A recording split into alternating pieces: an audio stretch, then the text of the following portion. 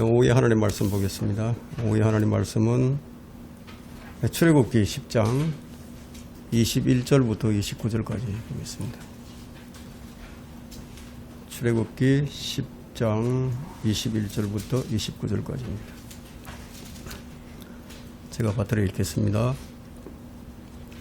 주께서 모세에게 말씀하시기를 하늘을 향하여 네 손을 내밀어 뻗쳐서 이집트 땅 위에 어두움 곧 더듬을 만한 어두움이 있게 하라 하시니라. 모세가 하늘을 향하여 그의 손을 뻗치니 짙은 어두움이 이집트 땅 전역에 3일 동안 있어 3일 동안 그들이 서로를 보지 못하고 자기 처소에서 아무도 일어나는 자가 없더라. 그러나 모든 이스라엘 자손들은 그들의 거처에 빛을 가졌더라. 파라오가 모세를 불러 말하기를 너희가 가서 주를 섬기되 너희 양떼와 소떼는 남겨두고 너희 어린 것들은 너희와 함께 가라 하니 모세가 말하기를 당신께서 우리에게 희생제물과 번제물을 주셔야 우리가 주 우리 하나님께 희생제를 드릴 수 있나이다.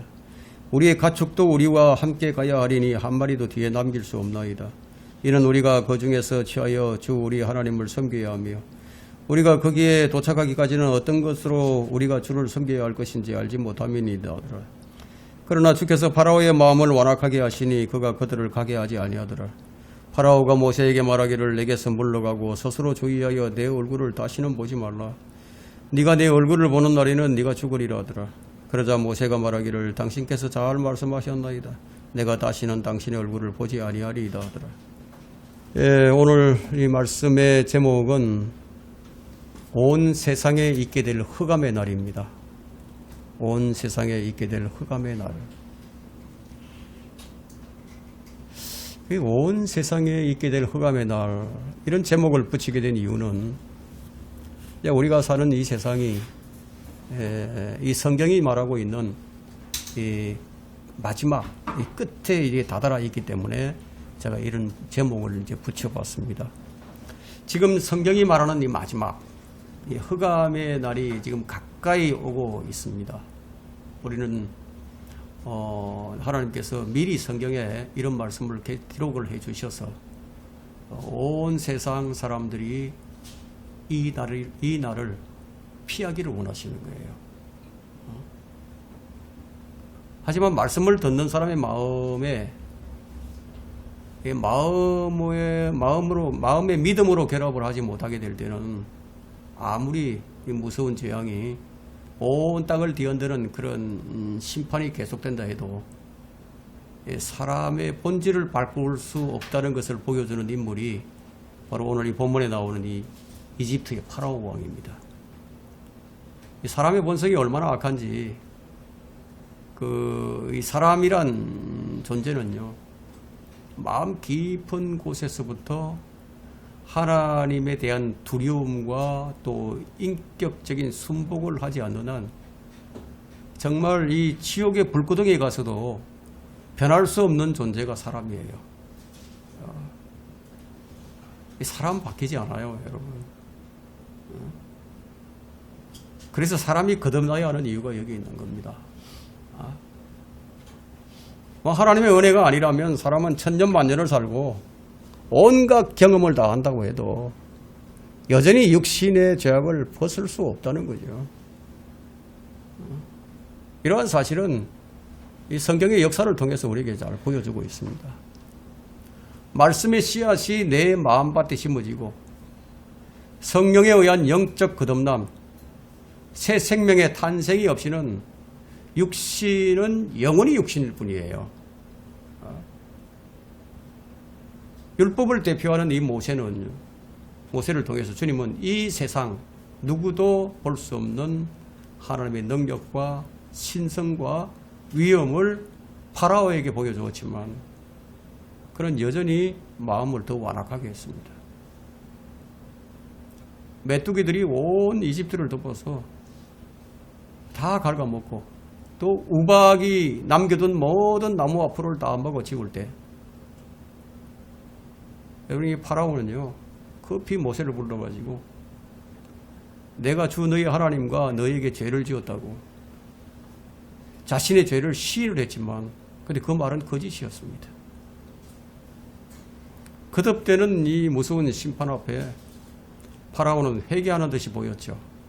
그러나 그 재앙이 그치자마자 파라오의 마음은 다시 원상복구되어 버립니다.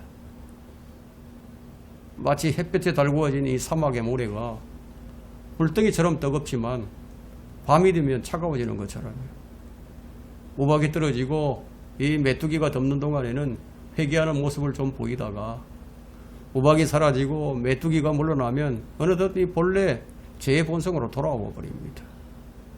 이런 파라오의 모습은 오늘날 죄인들의 모습이기도 하거니와 육신적인 그리스도인의 모습이기도 합니다. 거듭난 그리스도인과, 그러니까 어린아이와 같은 갓 거듭난 어린 사람들과 뭐 세상 사람들하고 겉으로 볼 때는 별로 차이가 안 나요. 여러분은 지금 이 출애굽기를 읽으면서 파라오가 어떻게 이렇게 계속 끈질기게 모세를 대적하면서 주님을 향해서 계속 거역하는지 좀 이상하게 생각이 들 수도 있을 겁니다. 어떻게 그런 재앙을 당하면서도 저렇게 완고할 수 있을까? 어떻게 저럴 수가 있을까 생각이 들지만, 그러나 이 파라오의 이런 죄는 우리 주변에서나 사실 나 자신에게서도 자주 발견되는 그런 사실이라는 것을 우리가 알아야 합니다. 구약의 역사를 통해서 이스라엘을 보게 되면 범죄하고 회개하고 범죄하고 회개하고 계속 반복이죠. 그럼 재판관계에 나오는 이스라엘은 이집트의 파라오처럼 범죄하고 또 울부짖고 고통스러우면 또 부르짖고 그 재판관들을 통해서 또 구원을 해주시면은 다시 범죄하기를 반복하는 그런 역사예요. 이것은 그들만의 문제가 아니에요. 지금 신약 성도들의 문제이기도 합니다. 죄인이 거듭나면은 온전해질 것 같지만 그렇지가 않아요. 알게 모르게 은밀히 죄를 즐기는 생활을 계속합니다. 늘 양심의 가책을 받긴 하지만 죄의 유혹이 올 때면은 뭐 은밀히 그냥 은밀히 그 죄의 즐거움을 그냥 누리는 거예요. 그러다가 무슨 문제가 생기기라도 하면은 이제 눈물로 회개를 하죠. 다시는 내가 죄를 짓지 않겠노라고 그냥 골방에 들어가서 자백을 합니다. 그러자 이제 문제는 해결이 돼요. 가정도 다시 평온해집니다. 그러면 또 다시 죄를 짓기 시작합니다. 그런데 이번에는 또 다른 문제가 터져 나옵니다. 이런 일들이 수년 동안 계속해서 반복이 되죠. 그런데도 이상하게도 죄를 지으면 하나님께서 나를 직접 치시는 게 아니라 꼭 가족들을 치거나 다른 문제가 야기된다 이거예요.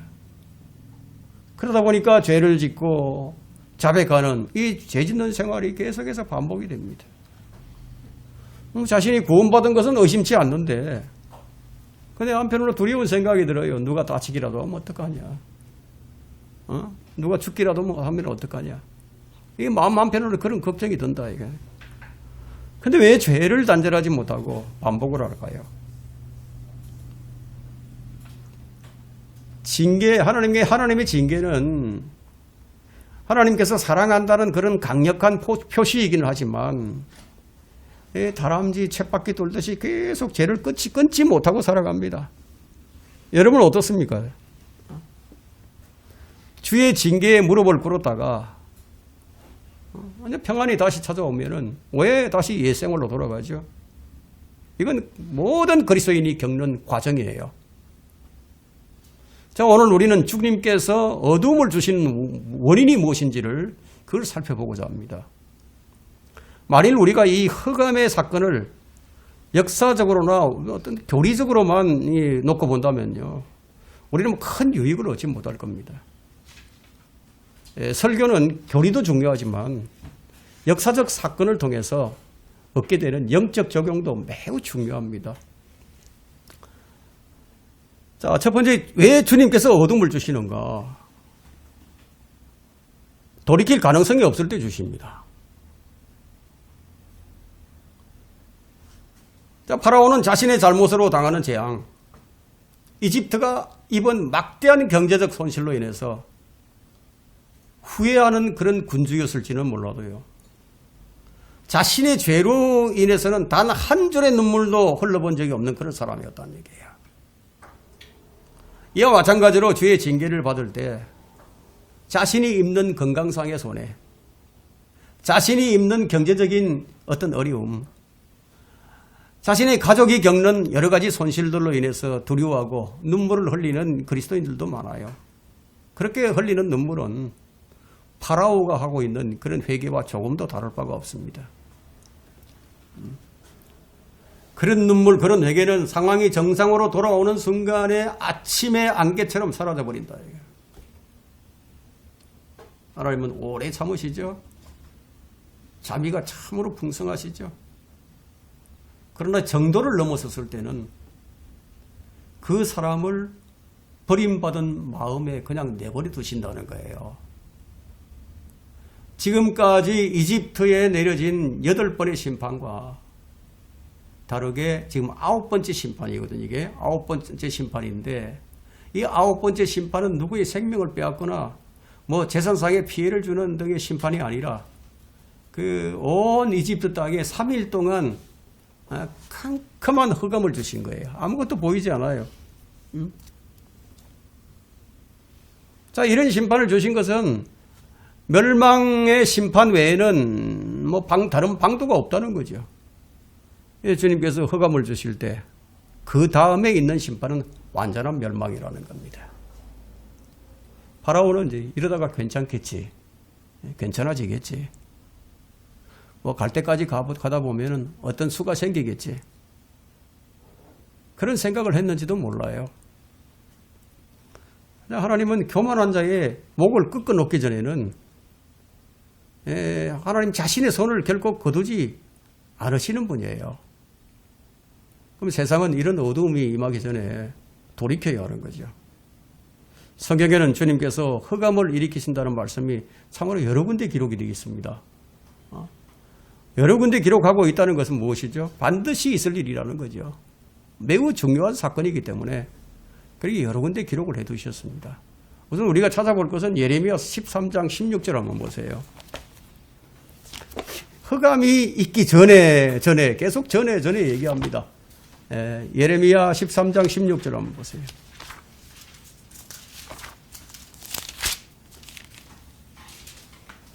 자, 그가 흑암을 일으키기 전에 너희의 발이 어두운 산들에서 넘어지기 전에 너희의 빛을 찾는 동안 그가 빛을 죽음의 그림자로 바꾸어서 완전한 흑암으로 만들기 전에 주 너희 하나님께 영광을 돌리라. 자, 이 말씀은 그런 일이 있기 전에 회개하고 주께로 돌이키라는 그런 의미죠. 주님은 계속해서 뭐뭐 하기 전에 이렇게 말씀을 하신다. 이게. 달리 말하게 되면 왜 죽으려고 하느냐 그 말이죠. 왜 살 길이 있는데 죽으려고 하느냐.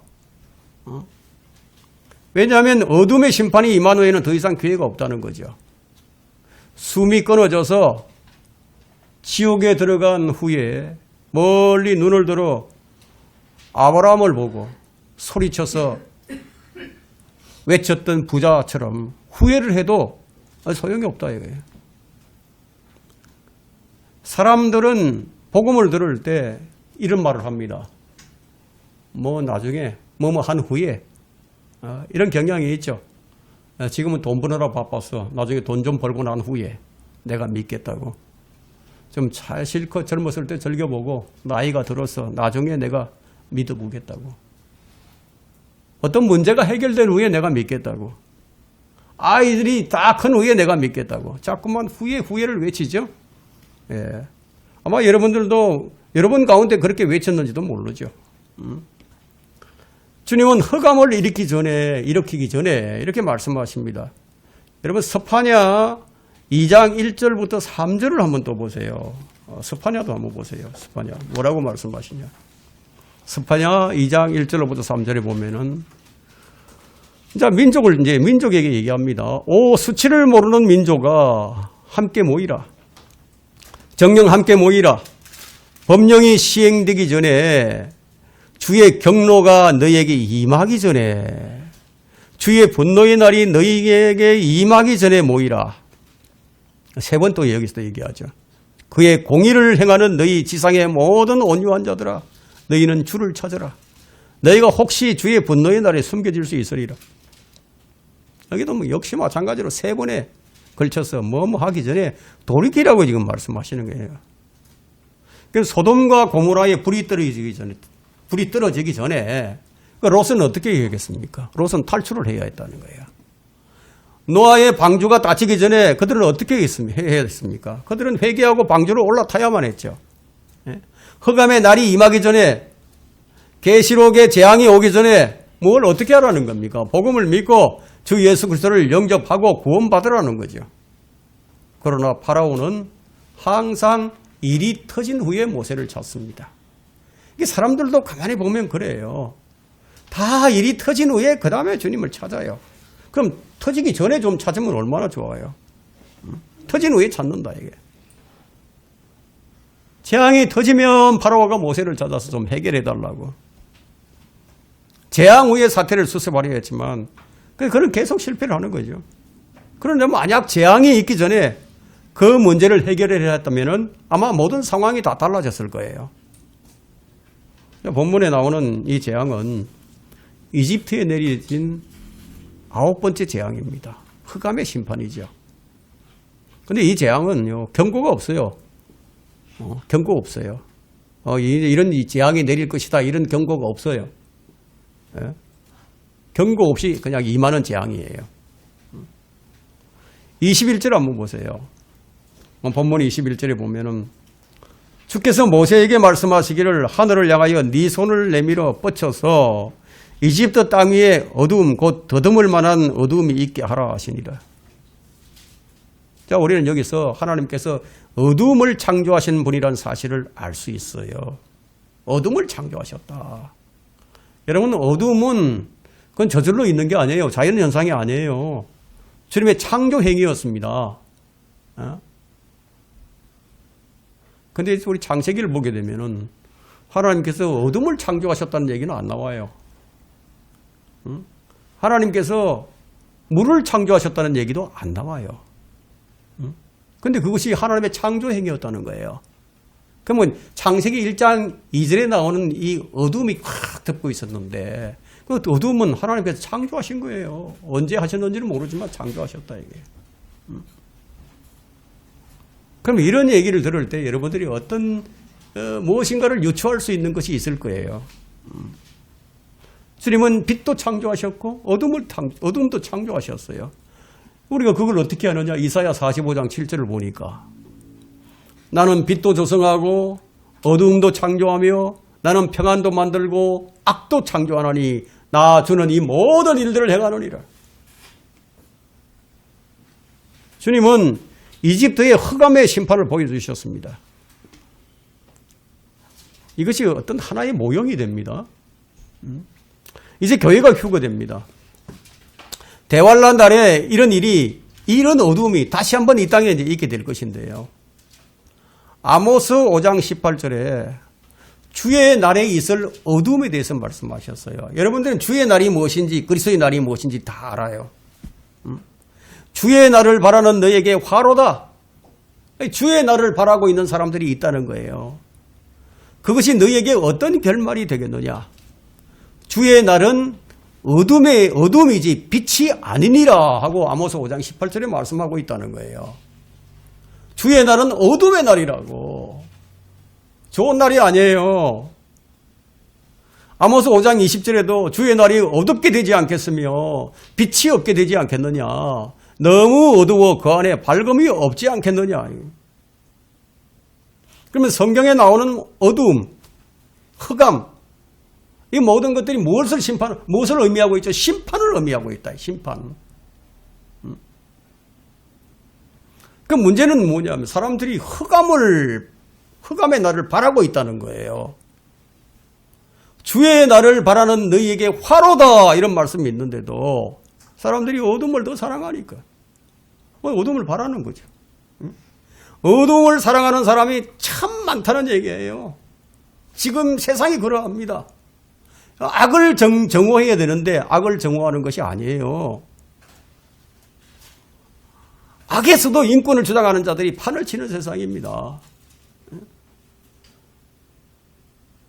자, 우리는 이 로마서 15장 4절에 있는 말씀처럼 무엇이든지 전에 있었던 일들이 현재 우리 삶에 교훈을 준다는 이 사실을 기억하고 우리가 성경을 봐야 됩니다. 출애굽의 재앙들은 모두 마지막 날 대환란 때 있을 재앙들의 모형입니다.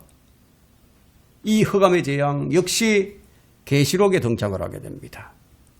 인류는 또 한 번 이 우주적인 사건을 맞이하게 됩니다. 요즘 어떤 사람들은 이 재앙의 날을 대비하려는 사람들이 있다고 하는데요. 성경 말씀을 가지고 대비를 해야지. 요즘 이런 사람 참 많아요. 누가 예수님을 만났다. 심지어는 예수님이 대재앙을 준비하라고 했다. 그것을 환상으로 내게 보여주시면서 말씀하셨다. 내게 꿈으로 보여주셨다. 여러분 이거 있잖아요. 이런 거. 이 말씀으로 우리가 들여다보면 전부가 다 미혹되인 거예요. 지금 교회 시대의 마지막 때에 제일 조심해야 할 것이 뭔지 아세요? 미혹이에요. 미혹. 여러분 그 유튜브를 보실 때 정말 주의해야 됩니다. 잘못하면 그냥 미혹당하게 되기 때문에요. 많은 사람이 때가 가까웠다고 얘기를 합니다. 이건 주님께서 예언하신 거예요. 누가복음 21장 8절에서 주님께서 예언해 놓으셨는데 너희는 미혹되지 않도록 주의하라고 하셨어요. 많은 사람이 때가 가까웠다고 그렇게 말할 것이라고. 그런데 주의하라고 얘기한 거예요. 그래도 너희는 그들을 따르는 자가 되지 말라고. 주님 말씀하신 거예요. 많은 사람이 종말론을 얘기할 것이라는 거예요. 종말론을. 여러분 그 인터넷 들어가서 유튜브 보면 종말론 하면 헤아릴 수 없어요. 헤아릴 수 없어요. 많은 사람이 때가 가까웠다. 정신을 차리자고 말할 것이라고. 근데 그 말을 하면서 그렇게 말을 하는데 그게 틀렸다는 얘기예요. 그렇게 말을 하는데. 그럼 그게 무서운 거죠. 예수님이 곧 오신다고 하면 참 좋을 것 같은데 이 마지막 때가 가까웠다고 그렇게 외치면 참 좋을 것 같은데 근데 그게 미혹일 수 있다는 거예요. 이게 마지막 때이기 때문에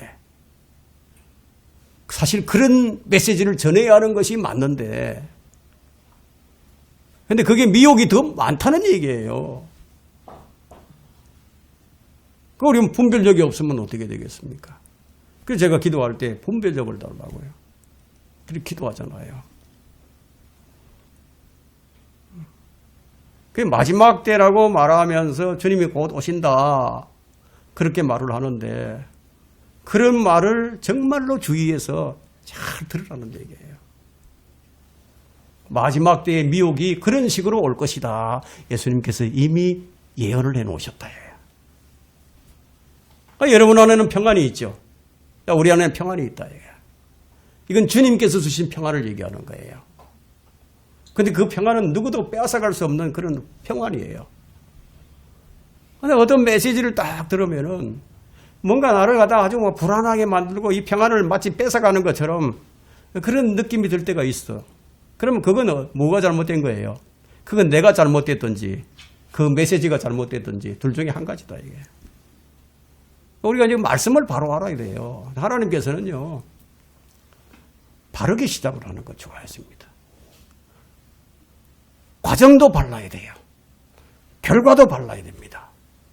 하나님께서 그런 걸 원하시지. 그 흑암의 날이 오기 전에 먼저 있게 되는 그런 현상이 뭐냐.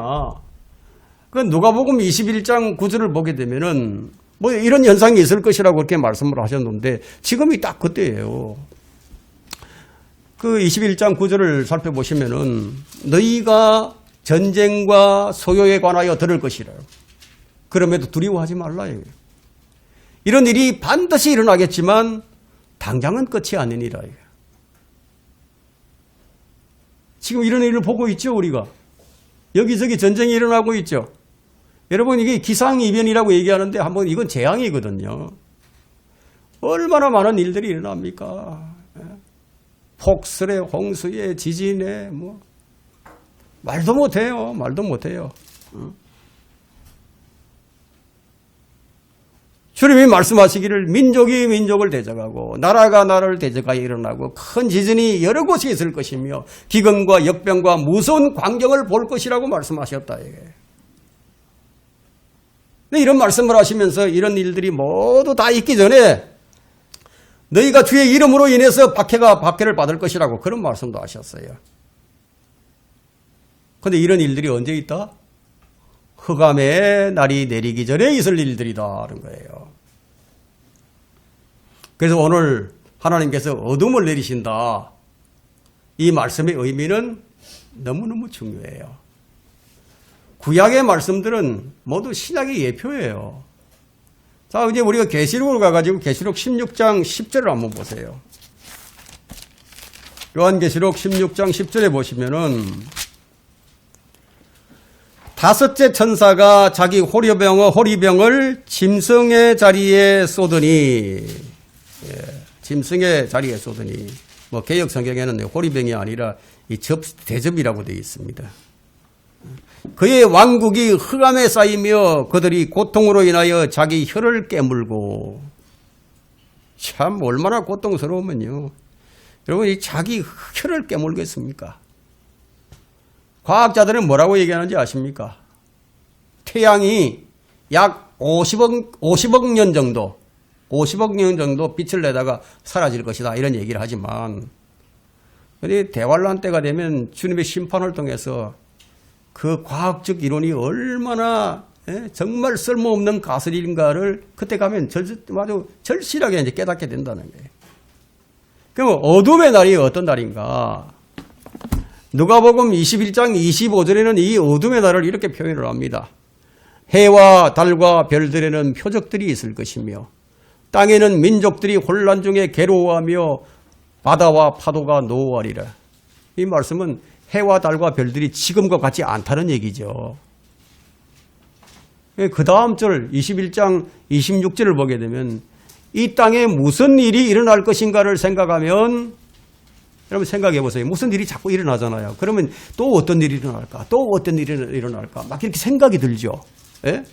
그때 막 재앙이 일어나고 이런 일이 일어나니까, 자, 이 땅에 무슨 일이 일어날 것인가를 생각하면 사람의 마음은 두려움으로 인하여 실신할 것이라. 이는 하늘의 권능들이 흔들릴 것이기 때문이라. 이게. 예. 사람들이 하늘의 표적들을 보면 얼마나 기가 질려버리겠습니까? 예? 얼마나 불안하겠습니까?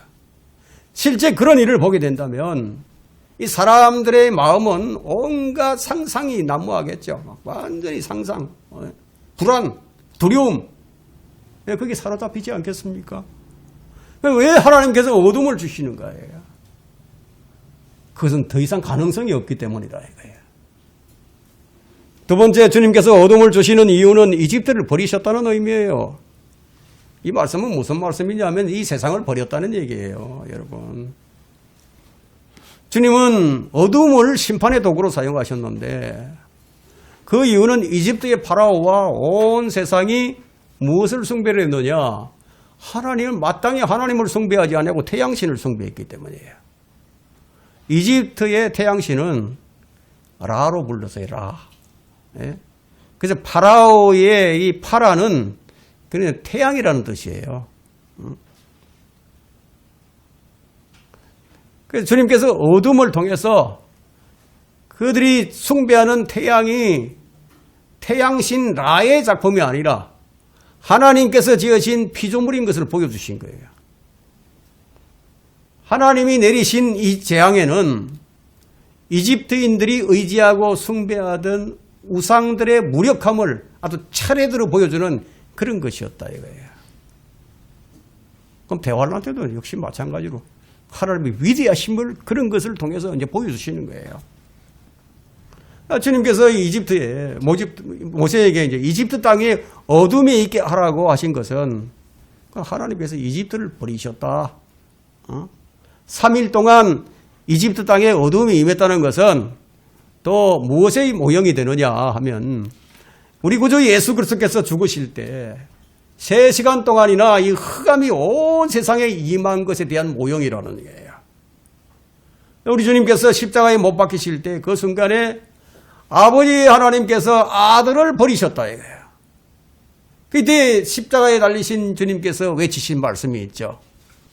나의 하나님 나의 하나님 어찌하여 나를 버리셨나이까. 이런 절규를 쏟아냈다 이거예요. 버림받았다 이거예요. 하나님의 거룩하신 아들 예수 그리스도께서 우리를 위해서 구주가 되고 죄가 되셨기 때문에 악을 참아 보지도 못하시는 쳐다보지도 못하시는 하나님께서는 고개를 돌려버리셨다. 그때 온 땅에 흑암이 3시간 동안 임하게 된 거예요. 그러면 흑암을 보내셨다는 것은 어떤 의미가 있느냐? 버리셨다. 심판하셨다. 이런 의미가 되는 거죠. 자, 22절부터 23절을 봅니다. 모세가 하늘을 향하여 그의 손을 뻗치니 짙은 어두움이 이집트 땅 전역에 3일 동안 있어 3일 동안 그들이 서로를 보지 못하고 자기 처소에서 아무도 일어나는 자가 없더라. 그러나 모든 이스라엘 자손들은 그들의 거처에 빛을 가졌더라. 한쪽에는 어둠이고 한쪽에는 빛이야. 네. 모든 이 땅 덩어리가 전부 지금 이제 어둠이 쌓였는데 그 가운데 한쪽 요만한 가운데 요만한 조그만한 게 거기만 빛이 있었다는 얘기예요. 뭐 그렇다면 이집트인들은 아마 그 뭐 어두운 지하 감옥에 갇혀 있는 것이랑 마찬가지였겠죠. 뭐 그들에게 이제 한 가지 그들에게 좋은 점이 있다면은 어둠 속에서 자 아무것도 할 수 없으니까 아마 깊은 생각을 할 수 있는 그런 시간이 되었겠죠. 만약 지금 말이에요.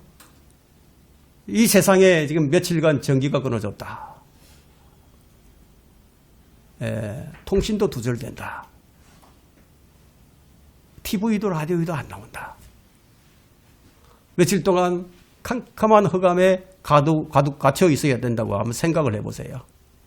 그럼 사람들이 두려움 가운데서 생각을 하겠죠. 이것이 과연 종말인가? 과연 심판이 다가오는가? 뭐 별별 생각을 다 하게 되겠죠.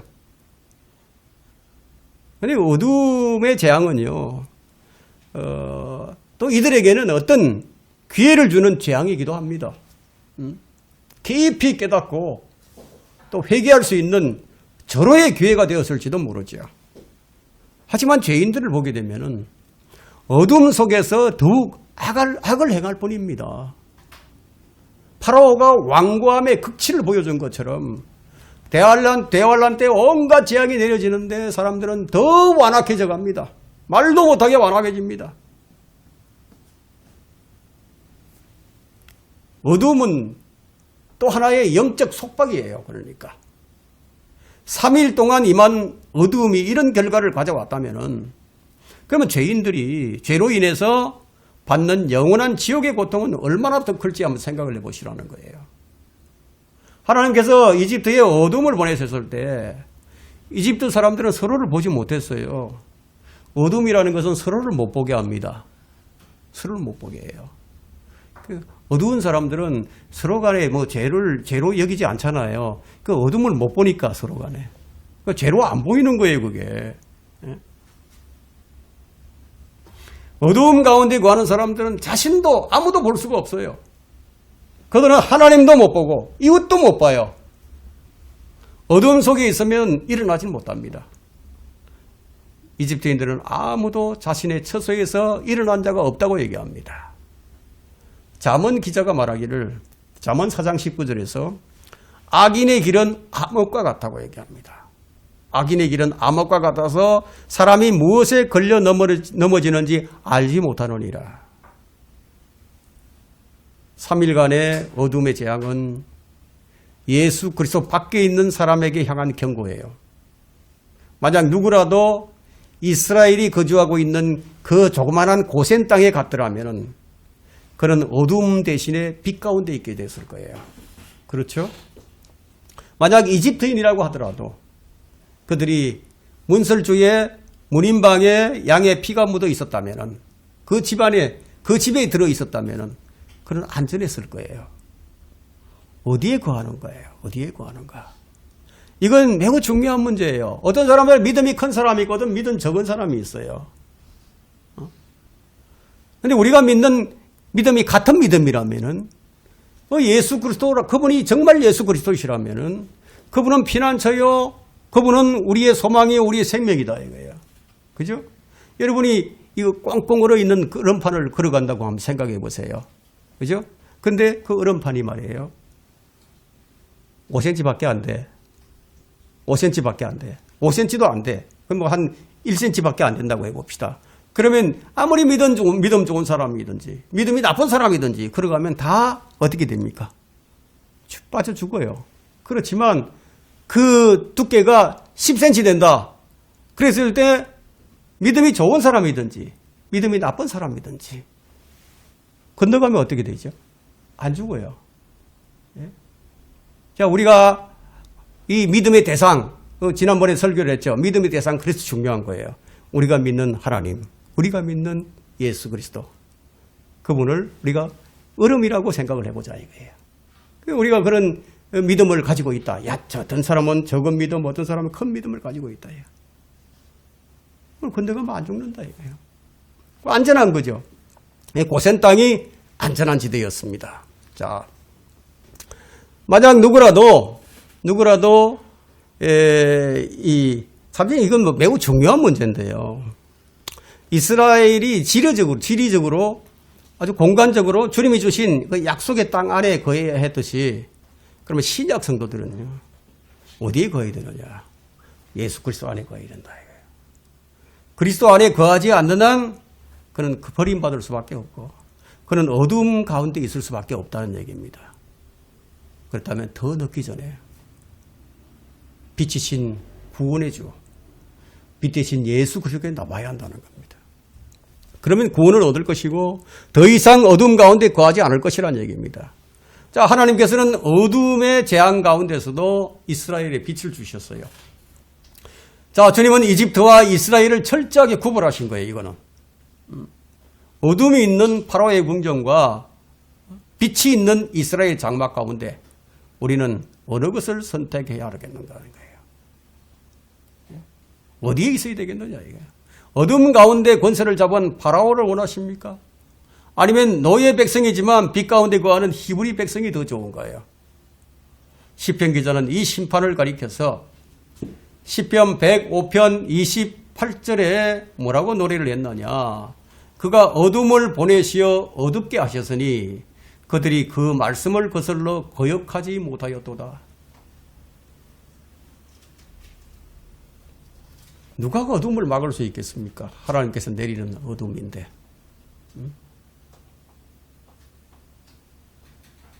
이집트는 어둠을 밝힐 빛도 없었고 또 이스라엘은 어둠이 임할 수 없는 빛이 있었어요. 자, 이런 대조는 우리에게 많은 진리를 선사해주고 있죠. 모든 그리스도인은 세상의 빛이에요. 구원받은 사람은 세상의 빛이에요. 빛의 자녀들이에요. 하지만 우리도 전에는 어둠이었어요. 하지만 이제는 빛이에요. 너희가 한때는 어둠이었으나 이제는 주 안에서 빛이니 빛의 자녀들로서 행하라.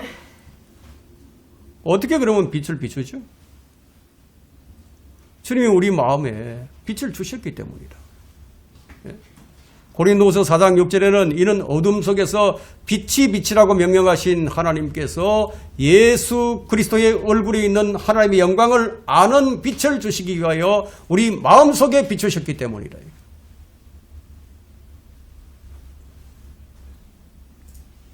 이스라엘이 거했던 고센 땅이 바로 우리 마음입니다. 우리 마음속에. 이스라엘 사람들이 거했던 고센 땅 역시 이집트의 일부였어요.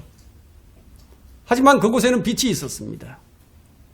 이와 마찬가지로 우리가 세상 가운데 있지만 세상 가운데 세상에 속하지 않는 교회도 있다는 거예요. 그곳에는 빛과 진리가 있죠. 그곳에는 생명의 빛이 있죠. 주님이 세상에 오신 것은 세상에 빛을 주시기 위해서 오셨습니다.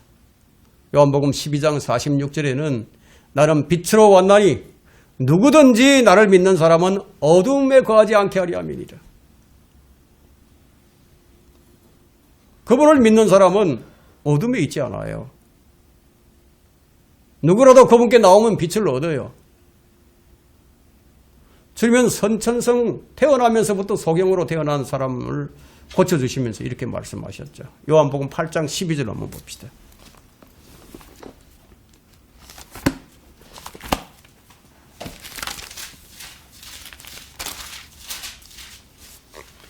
그때 예수께서 다시 그들에게 말씀하시기를 나는 세상의 빛이라 나를 따라오는 사람은 결코 어둠 속에 다니지 아니하고 생명의 빛을 얻으리라고 하시더라.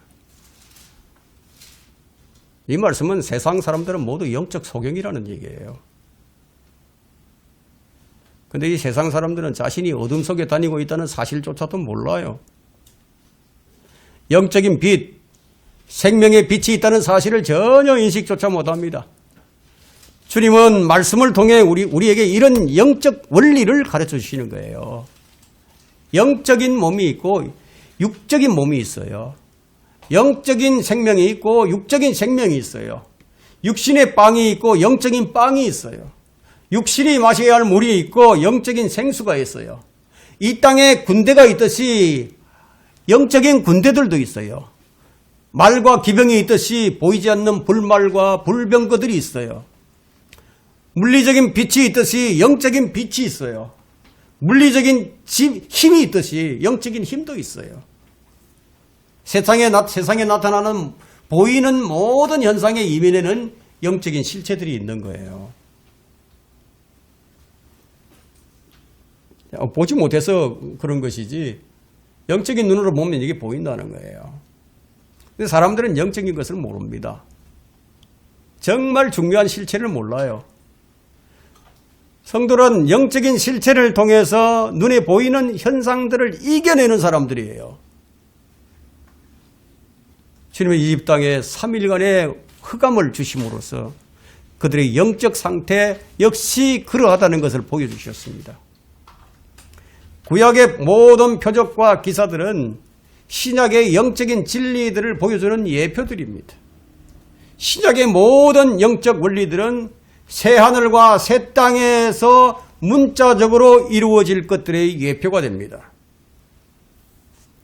사람들은 어둠을 밝히기 위해 전력을 생산하고 불을 밝힙니다. 도시 야경을 한번 보세요. 얼마나 멋집니까? 장관이죠. 캄캄한 밤중에 자동차에 헤드라이트를 켜지 않고서는 운전을 할 수가 없어요. 어두운 밤에 방에 전구를 켜지 않고서는 책을 볼 수가 없어요. 그러나 사람들은 영적인 어둠을 밝히기 위해서 무엇을 해야 하는지 그걸 몰라요. 심지어는 영적인 빛이 비추어도 깨닫지는 못합니다. 요한복음 1장 5절에는 그 빛이 어둠 속에 비치어도 어둠은 그것을 깨닫지 못하더라. 어둠은 못 깨닫는 거예요. 그런데 이 어두운 세상을 예수님께서 비추기 위해서 오셨다 이거예요. 그런데 세상은 예수님 거부했습니다. 거부한 이유를 보니까 사람들이 어둠을 더 사랑하기 때문에 예수님을 거부했다. 그것을 가리켜서 이것이 정죄라. 즉 빛이 세상에 와서나 사람들이 빛보다는 어둠을 더 사랑하니 이는 그들의 행위가 악하기 때문이라. 빛보다 어둠을 더 사랑하는 사람이 어디 있겠습니까? 잠자는 시간을 제외하고는 어둠을 좋아하지 않아요, 사람들이요. 사람들은 빛을 더 좋아합니다. 그러나 성경은 영적으로는 사람들이 빛보다는 어둠을 더 사랑하는 것이라고 얘기합니다. 왜 싫어할까요? 왜 영적인 빛을 싫어할까요? 그 영적인 빛이 그 사람들의 더러운 내면을 들춰내니까. 자신의 치부를 적나라하게 드러내니까. 그래서 복음의 광채가 비치면 그게 싫은 거예요. 물리적인 빛은 어떤 외적인 행동과 얼굴 모양과 표정과 옷매무새 등을 갖다가 다 밝혀주지만 그러나 그 안에 뭐가 들었는지는 전혀 비춰주지 못하죠. 반면에 생명의 빛은 외모는 밝히지 못하지만 마음속에 깊은 것들까지도 다 드러내 보여준다. 이게. 그 안에 무엇이 들어있는지 딱 들여다보니까 가름, 음행, 살인, 도둑질, 탐욕, 우상, 하나님을 모독하는 것, 모든 악한 것들이 그냥 다 들어있다. 이게. 그런 것들이 백일하에 다 드러나 버린다. 이게. 그래서 사람들이 예수님을 안 믿는 거예요. 이것이 정죄라고. 영적인 빛을 거부한 사람들에게 이제 잠시 후면 이집트에서 행하셨던 것처럼 물리적인 흑암이 온 세상을 덮칠 거라는 겁니다. 그들은 피하려고 해도 피할 수가 없어요. 어둠을 맞게 될 겁니다. 우리는 그런 흑암의 날이 오기 전에 우리가 할 일이 있는 거예요. 저는 이 이라크와 러시아의 전쟁을 보면서 그 우크라이나의 그 작은 드론을 가지고 어떤 전자기파를 이용해 가지고 그 드론을 갖다가 땅에 떨궈뜨리기도 하고 뭐 이런 일을 이제 하는 걸 봤어요. 근데 이런 일들이 무엇을 의미하느냐 하면 이 대환란의 날에 이 적그리스도가 어떤 전기 자기장을 사용을 해서 온 세상, 온 나라들을 자기 통제하에 두기 위해서는 뭔가 막강한 것을 보여줘야 되잖아요. 그런 어떤 실력을 행사할 것을 우리에게 미리 보여주는 것이 아닌가 그런 생각을 해봅니다. 자, 우리 흑암이 오기 전에 우리가 할 일이 있는데, 자, 세 번째, 주님께서 어둠을 주신 이유는 빛과 어둠이 사귈 수 없음을 알리시기 위함이었어요. 자, 본문으로 돌아와서 24절을 봅니다. 파라오가 모세를 불러 말하기를 너희는 가서 주를 섬기되 너희의 양떼와 소떼는 남겨두고 너희의 어린 것들은 너희와 함께 가라. 너무 다급해졌습니다. 이제 모세를 불러서 다시 협상을 하죠. 지난번에 세 차례에 걸쳐서 타협안을 제시했지만 그게 결렬이 되어버렸습니다. 이번에는 파라오가 대폭 양보를 해서 어린 것들은 데리고 가되 너희의 양떼와 소떼는 좀 남겨두고 가라. 이런 타협안이 주어졌습니다. 그럼 이집트는 그동안 계속된 재앙으로 인해서 이제 양떼와 소떼가 거의 없어요. 다 죽어버렸어요. 하지만 이스라엘의 양떼와 소떼는 하나도 상하지 않았어요. 파라오는 지금 얘들을 보낼 때는 보내더라도 근데 재물만은 우리가 가져야 되겠다. 뭐 이런 생각을 했겠죠. 또 양떼와 소떼를 두고 가면은 그들이 멀리 가지 못하고 다시 반드시 돌아올 것이다. 소돔에 남겨둔 재물을 돌아본 롯의 아내를 한번 생각해 보세요. 그러니까 돌아올 것이다. 파라오의 이런 타협안은 의외로요 성도들에게 잘 먹히는 타협안입니다. 성도들에게도 이런 게 잘 먹혀요. 자, 25절과 26절을 보세요. 우리의 가축도 우리와 함께 가야 하리니 한 마리도 뒤에 남길 수 없나이다. 이는 우리가 그 중에서 취하여 주 우리 하나님을 섬겨야 하며 우리가 거기에 도착하기까지는 어떤 것으로 우리가 주를 섬겨야 할 것인지를 알지 못함이니이다. 25절에 이 모세가 말하기를 당신께서 우리에게 희생제와 희생제물과 번제물도 주셔야 우리가 주 우리의 하나님께 희생제를 드릴 수 있나이다. 근데 어떻게 했죠? 27절에 보니까 그러나 주께서 파라오의 마음을 완악하게 하시니 그가 그들을 가게 하지 아니하더라. 그 타협안이 가짜라는 거죠. 예? 타협안은 전부 죄로 드러날 뿐이라는 겁니다. 마귀의 타협안은 온 민족의 생명을 위태롭게 하는 것들이었어요. 죄인들은 하나님과 타협할 수 있다고 생각해서인지 자주 이상한 제안들을 내놓습니다. 그런 주님께서는 속지 말라. 하나님은 우롱당하지 아니하시느니라. 그런 말씀을 하시죠. 이 말은 하나님께는 타협이 없다는 거예요. 우리 그리스도인은 타협이 없어요. 타협하면 안 돼요. 우리는 하나님 앞에서 주님 저는 더 이상 물러설 수 없습니다. 이것이 마지노선입니다. 그렇게 우리는 협상할 수 없어요. 다만 우리는 하나님의 말씀에 순종이냐 불순종이냐 둘 중 하나뿐이에요. 뭐 좀 타협해 봅시다 이런 거 없어요.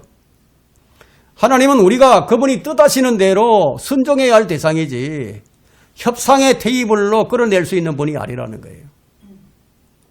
우리의 욕망이 추구하는 선까지 그분이 은혜를 베푸시도록 우리가 강요할 수 없어요. 모세는 가축 한 마리도 남겨둘 수 없다고 했는데 이건 지극히 당연한 얘기입니다. 우리는 주님께서 보호해 주시고 지켜주신 것들을 아주 귀하게 여기게 됩니다. 우리는 우리 자신뿐만 아니라 우리의 자녀, 우리에게 있는 소유 모두가 다 하나님의 것이다. 내 것이 아니라는 거예요. 모든 것은 하나님의 사역에 헌신해야 한다는 겁니다.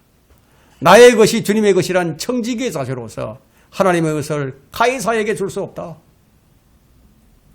하나님의 것을 가이사에게 줄 수 없다는 거예요. 하나님의 것은 하나님께, 가이사의 것은 가이사에게. 파라오는 재앙을 당할 때마다 그 재앙을 풀기 위해서 모세를 찾습니다. 그러나 한 번도 모세의 말에 순종해 본 적이 없어요. 로마서 1장 28절의 말씀에 따라서 하나님께서는 그를 버려진 마음에 내버려 두셨을 뿐만 아니라 더 완악하게 만드셨습니다. 27절과 29절을 봅니다. 27절부터 그러나 주께서 파라오의 마음을 완악하게 하시니 그가 그들을 가게 하지 아니하더라. 파라오가 모세에게 말하기를 내게서 물러가고 스스로 주의하여 내 얼굴을 다시는 보지 말라. 네가 내 얼굴을 보는 날에는 네가 죽으리라. 이거 거짓말하는 거예요. 또 한 번 더 보거든요. 나중에. 그러자 모세가 말하기를 당신께서 잘 말씀하셨나이다. 내가 다시는 당신의 얼굴을 보지 아니하리라 하더라. 파라오는 다시 마음이 완악해졌습니다. 그가 잔꾀를 부리고 하나님을 우롱했기 때문에 하나님께서는 그 마음을 더 완악하게 하셨어요. 하나님을 속이려는 자들은 자신의 마음이 어두워져 버립니다. 그 마음은 더욱 굳어져 갑니다. 이거 심판이에요. 하나님께서 그의 마음을 완악하게 하셨다. 그럼 심판이죠. 하나님은 마음 속을 살피시는 분이죠. 그 마음에 있는 그대로 보응을 해주십니다. 주께서 자비로운 자에게 자비하심을 보이시고 정직한 자에게 주의 정직하심을 보일 것이요 순결한 자에게 주의 순결함을 보이시고 완고한 자에게는 주의 완고함을 보이시리니 이는 주께서 고난받는 백성들을 구원하시나 교만한 눈은 낮추실 것이라. 이 시편 18편에 있는 말씀인데요. 파라오가 완고함을 보여주자 주님은 그에게 주의 완고함을 보여주신 거예요. 파라오와 같은 그런 동질의 마음을 가지고 있는 사람들은 어떻게 사랑의 하나님께서 어떻게 그러실 수가 있느냐, 그런 얘기를 자주 합니다. 어떻게 그 마음을, 완악한 마음을 더 완악하게 만들 수 있느냐, 그 완악한 마음을 녹여서 부드럽게 해주셔서 돌이키게 해야지, 이런 얘기를 하잖아요. 예. 그래서 하나님께서 파라오의 마음을 좀 완고하게 하신 것에 대해서 분개를 하는 거예요. 아주 흥분하죠. 누구라도 주님 앞에 삐딱할 때 주님은 그의 마음을 완악하게 하신다는 거예요. 그 마음을 더 흑암 속으로 그냥 빠져들게 한다는 거예요. 그러니까 바울이 그 복음을 전하다가 그 복음을 거부하고 잘 안 들으려고 하는 사람들이 있으니까 그냥 돌아서서 떠나버리잖아요. 응?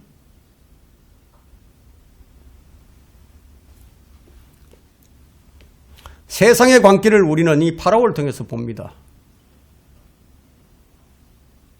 파라오는 모세를 위협합니다.